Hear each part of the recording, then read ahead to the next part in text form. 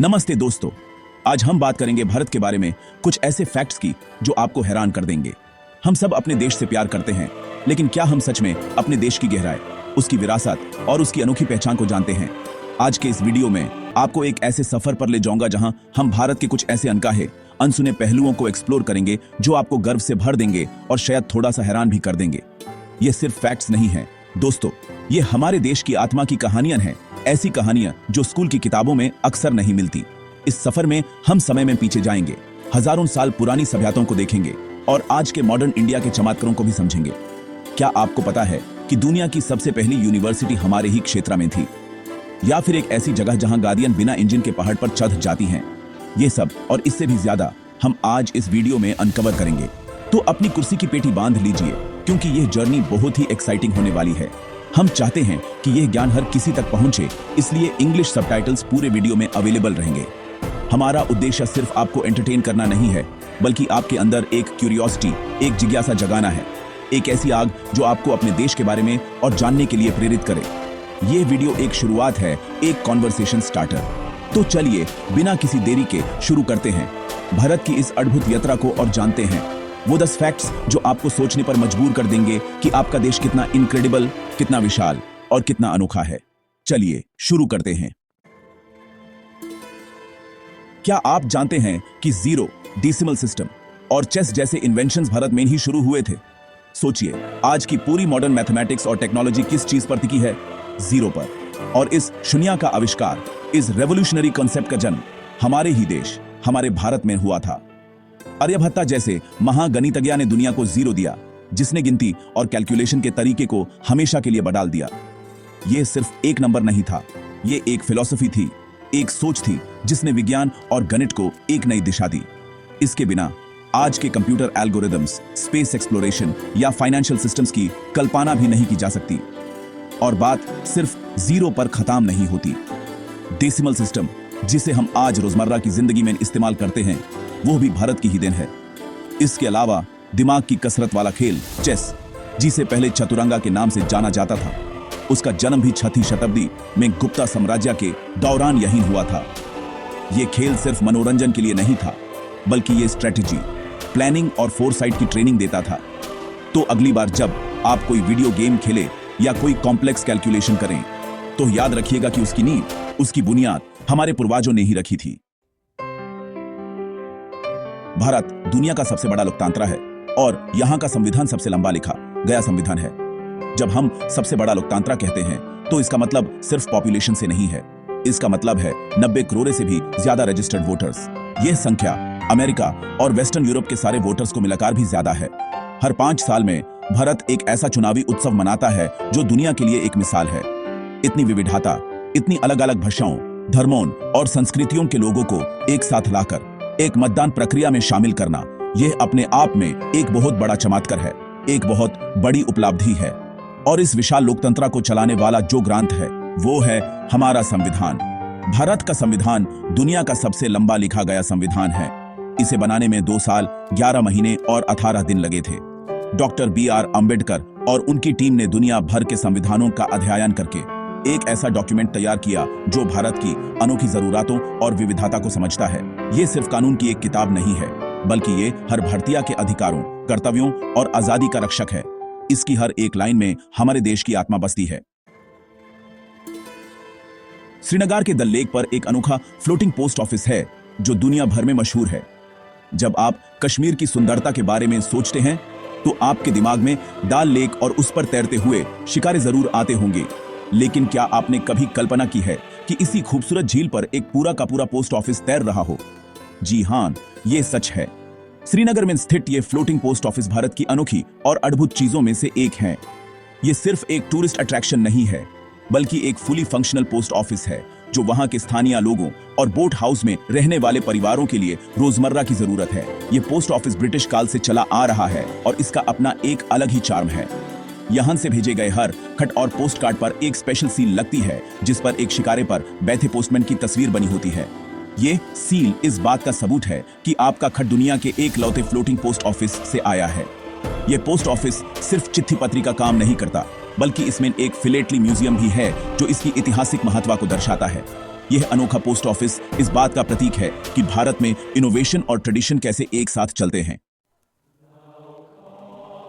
कुंभ मेला दुनिया का सबसे बड़ा पीसफुल गैदरिंग है जहां करोड़ लोग एक साथ जमा होते हैं। इस इवेंट की विशालता को समझने के लिए आपको इसके नंबर्स को देखना होगा। हर 12 साल में होने वाले महाकुंभ में 10 से 12 करोड़ लोग, यानी ऑस्ट्रेलिया की पॉपुलेशन का लगभग 5 गुना, एक ही जगह पर एक ही समय में बिना किसी इन्विटेशन के सिर्फ अपनी श्रद्धा और विश्वास के बल पर इकट्ठा होते हैं। यह मनाव इतिहास में लोगों का सबसे बड़ा शांतिपूर्ण सम्मेलन है। इस गैदरिंग को स्पेस से भी देखा जा सकता है, जो इसके पैमाने को और भी ज्यादा अद्भुत बनाता है। यह सिर्फ एक धार्मिक मेला नहीं है, यह संस्कृति, अध्यात्म और मानवता का संगम है। यहाँ देश और दुनिया के कोने कोने से लोग आते हैं। साधु, संत, गृहस्थ, तीर्थयात्री सभी पवित्र नदी में स्नान करके पुण्य अर्जित करना चाहते हैं।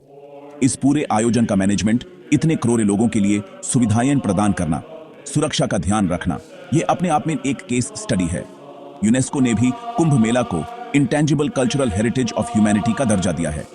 यह इस बात का प्रमाण है कि भारत की आध्यात्मिक शक्ति कितनी प्रबल है। लद्दाख में एक मैग्नेटिक हिल है जहां गाड़ी अपने आप ऊपर चढ़ते हुए लगती है, बिना इंजन के। इमेजिन कीजिए, आप अपनी कार से लद्दाख की खूबसूरत वादियों में घूम रहे हैं। आप एक जगह आकर अपनी गाड़ी का इंजन बैंड कर देते हैं, यूज न्यूट्रल में डाल देते हैं और फिर जो होता है वो आपको हैरान कर देता है। आपकी गाड़ी नीचे लुढ़कने के बजाय अपने आप बिना किसी शक्ति के ऊपर की तरफ चढ़ाई पर चढ़ने लगती है। यह कोई जादू नहीं है, यह लद्दाख की मैग्नेटिक हिल का चमत्कार है। यह एक ऐसी जगह है जहां ग्रेविटी के नियम फेल होते हुए नजर आते हैं। इस अद्भुत घटना के पीछे का रहस्य एक ऑप्टिकल इल्यूजन है। जो सड़क हमें ऊपर की तरफ जाती हुई दिखती है, वो असल में हल्की सी नीचे की तरफ जा रही होती है। आसपास के लैंडफॉर्म और होराइजन के न दिखने की वजह से हमारा दिमाग धोखा खा जाता है और हमें लगता है कि गाड़ी ऊपर चढ़ रही है। लेकिन इस साइंटिफिक एक्सप्लेनेशन के बावजूद ये अनुभव बहुत ही सरियल और अनोखा है। यह जगह दुनिया भर के टूरिस्ट और एडवेंचर सीकर्स को अपनी तरफ आकर्षित करती है, जो इस अनोखे अनुभव को खुद महसूस करना चाहते हैं। योगा और आयुर्वेदा, जो आज पूरी दुनिया में मशहूर हैं, उनका जन्म भारत में हुआ था। आज जब आप न्यूयॉर्क के सेंट्रल पार्क में लोगों को योगा करते देखते हैं या यूरोप में किसी को आयुर्वेदिक ट्रीटमेंट लेते हुए पाते हैं, तो यह देखकर गर्व होता है कि यह ज्ञान, यह विरासत भारत ने दुनिया को दी है। योगा सिर्फ शारीरिक व्यायाम या आसन नहीं है, जैसा कि अक्सर पश्चिमी देशों में समझा जाता है। यह एक संपूर्ण जीवन पढ़ाती है, एक दर्शन है जो मन, शरीर और आत्मा को एक साथ जोड़ता है। इसकी जड़ें हजारों साल पुरानी पतंजलि योग सूत्र जैसे ग्रंथों में है। उसी तरह आयुर्वेदा, जिसका अर्थ है जीवन का विज्ञान, दुनिया की सबसे पुरानी चिकित्सा प्रणालियों में से एक है। यह सिर्फ बीमारी का इलाज नहीं करती, बल्कि बीमारी को होने से रोकने पर जोर देती है। यह प्रकृति में मौजूद जड़ी बूटियों और तत्वों का इस्तेमाल करके शरीर में संतुलन लाने का काम करती है। आज जब मॉडर्न मेडिसिन कई क्रॉनिक बीमारियों के साइड इफेक्ट से जूझ रही है, तब पूरी दुनिया आयुर्वेदा की तरफ एक विकल्प के रूप में देख रही है। योगा और आयुर्वेदा भारत का दुनिया को दिया गया सबसे अनमोल उपहार है, जो स्वास्थ्य और संतुलित जीवन का मार्ग दिखाते हैं। मेघालय के मौसिनराम गांव को दुनिया का सबसे ज्यादा बरसात वाला जगह माना जाता है। हम अक्सर बारिश को रोमांटिसाइज करते हैं, लेकिन क्या आप उस जगह की कल्पना कर सकते हैं जहां साल के लगभग हर दिन बारिश होती हो? जी हां, भारत के उत्तर पूर्वी राज्य मेघालय में स्थित मौसिनराम एक ऐसी ही जगह है। यहां सालाना औसत बारिश 12,872 मिलीमीटर होती है, जो कि मुंबई की सालाना बारिश से 10 गुना से भी ज्यादा है। यहाँ के लोगों ने बारिश के साथ जीना सीख लिया है। उनकी पूरी जीवन शैली इस मौसम के अनुसार ढली हुई है। यहाँ के लोग क्नुप्स नाम की एक अनोखी टोर्टस शेल जैसी दिखने वाली छतरी का इस्तेमाल करते हैं, जो उन्हें बारिश में काम करते वक्त भी सूखा रखती है। यहाँ की एक और अद्भुत चीज है लिविंग रूट ब्रिजेस। यहाँ के लोग रबर ट्री की जड़ों को इस तरह से गाइड करते हैं कि वो धीरे धीरे बढ़कर नदी के एक किनारे से दूसरे किनारे तक एक पुल बना लेती हैं। ये पुल समय के साथ और भी मजबूत होते जाते हैं। मौसिनराम सिर्फ एक जियोग्राफिकल फैक्ट नहीं है, बल्कि ये मनुष्य और प्रकृति के बीच अद्भुत सामंजस्य का एक जीता जागता उदाहरण है। तक्षशिला, जो आज के पाकिस्तान में है, दुनिया की पहली यूनिवर्सिटी थी जो 700 बीसी में बनी थी। आज जब हम ऑक्सफोर्ड, कैम्ब्रिज या हार्वर्ड जैसे विश्वविद्यालयों की बात करते हैं, तो हमें यह याद रखना चाहिए कि ज्ञान और उच्च शिक्षा का केंद्र सबसे पहले हमारे ही उपमहाद्वीप में स्थापित हुआ था। तक्षशिला या टैक्सिला 700 बीसी में, यानी आज से लगभग 2700 साल पहले, एक विश्वविद्यालय के रूप में स्थापित हुई थी। यह सिर्फ भारत ही नहीं, बल्कि पूरी दुनिया की पहली यूनिवर्सिटी मानी जाती है। यहाँ सिर्फ एक सब्जेक्ट नहीं, बल्कि 700 से भी ज्यादा विषय पढ़ाए जाते थे। यहाँ विज्ञान, गणित, चिकित्सा, राजनीति, दर्शन, युद्ध कला और कई अन्य विषयों की शिक्षा दी जाती थी। दुनिया के कोने कोने से, जैसे बेबीलोन, ग्रीस, अरेबिया और चाइना से 10,000 से भी ज्यादा छात्र यहाँ पढ़ने आते थे। चाणक्य, जिन्होंने अर्थशास्त्र लिखा, और चंद्रगुप्त मौर्य के गुरु थे, वो भी तक्षशिला में एक आचार्य थे। यह इस बात का प्रतीक है कि प्राचीन भारत ज्ञान और शिक्षा के मामले में कितना उन्नत और विकसित था। यह हमारी गौरवशाली शैक्षणिक विरासत का सबसे बड़ा प्रमाण है। भारत में सबसे ज्यादा लोग शाकाहारी हैं, जो अपने धार्मिक या व्यक्तिगत विचारों के लिए वेजिटेरियन हैं। दुनिया भर में जब वेजिटेरियनिज्म और वीगनिज्म का ट्रेंड बढ़ रहा है, तब यह जानना जरूरी है कि भारत सदियों से शाकाहार का सबसे बड़ा गढ़ रहा है। ग्लोबल स्टैटिस्टिक्स के अनुसार दुनिया के सबसे ज्यादा वेजिटेरियंस भारत में रहते हैं। यहाँ की लगभग 30 से 40% आबादी शाकाहारी है। ये कोई नया फैशन नहीं है, बल्कि ये हमारी संस्कृति, हमारे धर्म और हमारी परंपरा का एक अभिन्न अंग है। जैन धर्म, बौद्ध धर्म और हिंदू धर्म के कई संप्रदायों में अहिंसा के सिद्धांत पर बहुत जोर दिया जाता है, जिसके कारण शाकाहारी भोजन को प्राथमिकता दी जाती है। इसके अलावा भारत में शाकाहारी भोजन की इतनी विविधता है जितनी शायद ही कहीं और मिलेगी। हर राज्य का अपना एक अनोखा वेजिटेरियन कुजीन है, जो मसालों और स्वाद से भरपूर होता है। पनीर टिक्का से लेकर मसाला डोसा तक, दाल बाटी से लेकर ऊंधियू तक, भारतीय शाकाहारी व्यंजन पूरी दुनिया में लोकप्रिय हैं। ये इस बात को साबित करता है कि बिना मांस के भी भोजन अत्यंत स्वादिष्ट और संतुष्टिकारक हो सकता है।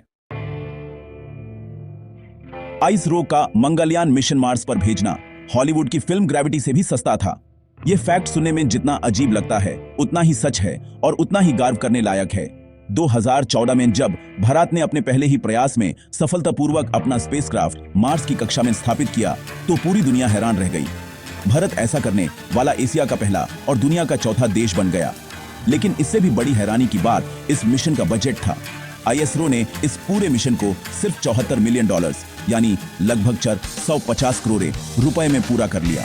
इसी के आसपास रिलीज हुई हॉलीवुड की स्पेस थीम्ड फिल्म ग्रेविटी का बजट लगभग $100 मिलियन था। यानी भारत ने एक रियल इंटरप्लैनेटरी मिशन को एक फिल्म बनाने के खर्चे से भी कम में अंजाम दे दिया। हमारे प्रधानमंत्री ने भी मजाक में कहा था कि हमारा मार्स मिशन अहमदाबाद में ऑटो रिक्शा के पर किलोमीटर रेट से भी सस्ता पड़ा। ये ISRO के वैज्ञानिकों की प्रतिभा, उनकी लगन और उनके जुगाड़ इनोवेशन का सबसे बेहतरीन उदाहरण है। यह साबित करता है कि अगर इरादा पक्का हो तो कम संसाधनों में भी बड़े से बड़ा काम किया जा सकता है।